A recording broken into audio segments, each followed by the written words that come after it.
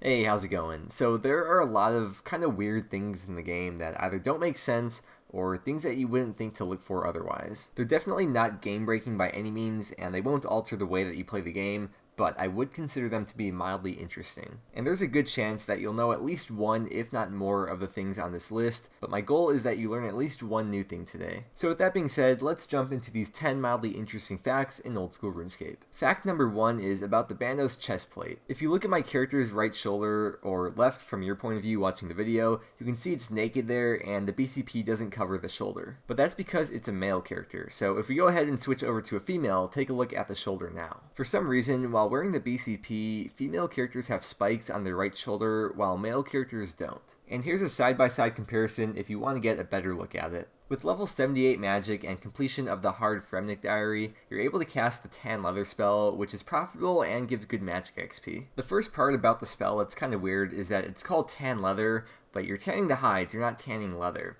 But the real thing I want to show you is, take a look at the spell animation. You can see the animation shows you tanning a cowhide, a green dragon hide, and yak hide. But the thing is, you can't actually use the spell to tan yak hides. I'm not sure why Jagex is trying to tease us, but when you try to cast the spell on yak hides, it'll give you the default message of, you have nothing in your inventory that this spell can tan. But moving on to number 3 now, there's certain codes that you can enter to Diango in Draenor Village, and one of those things unlocks a home teleport animation that's a cow kicking you across the map. And when you use the regular home teleport animation and cancel it, you end up facing the same direction as you were when you started it. But once you unlock the animation, you can right click on the home teleport button and press animation to switch it over to the other one. And the thing that's weird about this animation is that no matter what direction you were facing when you started the animation, if you cancel it, you will always be facing south. Now for fact number 4, I'm sure a lot of you know about the green pixel in the construction icon, which is really out of place and was definitely put there by Jagex just to troll players. But if we switch over to the prayer tab now and look at the augury prayer, well, I know it's not good to make assumptions,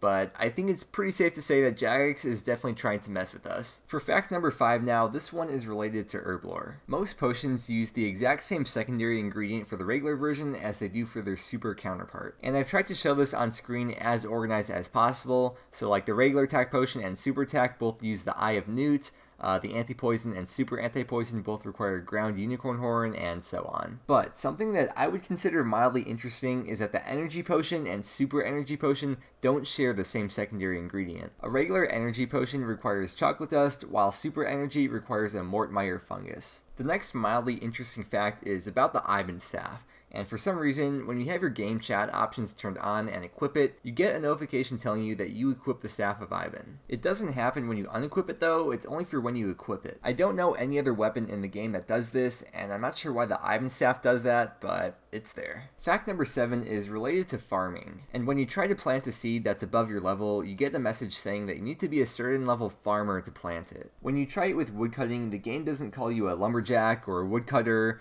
When you try it with fishing, it doesn't call you a fisherman. But for some reason with farming, it's just phrased really weird. It doesn't tell you that you need a farming level, it just straight up calls you a farmer. This next fact is something that I just recently discovered myself. But normally, when I move the camera around, I use the middle mouse button. But in case your button is broken or you don't have one, and you don't like using the arrow keys, what you can do instead is hold down Alt and then click and drag your mouse around. And you can use that to zoom in and out as well if you hold down Alt and scroll the mouse wheel. Maybe there's some kind of niche use for this in game, but I can't really see any practical use for it, unless like I said, you don't have a working mouse wheel. Fact number 9 is that whenever there's a steep dip anywhere in the game, a lot of different animations and graphics get screwed with. For example, when you're fishing Karambwanji, it looks like you're fishing from way up above because you're still technically just one tile away from the fishing spot. Another example is this mithril rock on the shore there looks very strange because it's placed on a tile where the ground dips. But yeah, there are plenty of instances all around the game just like this, and it's just really funky to see. The 10th and final fact for today is about the herb sack. There are 14 different types of grimy herbs that you can store in it, and you're able to store up to 30 of each.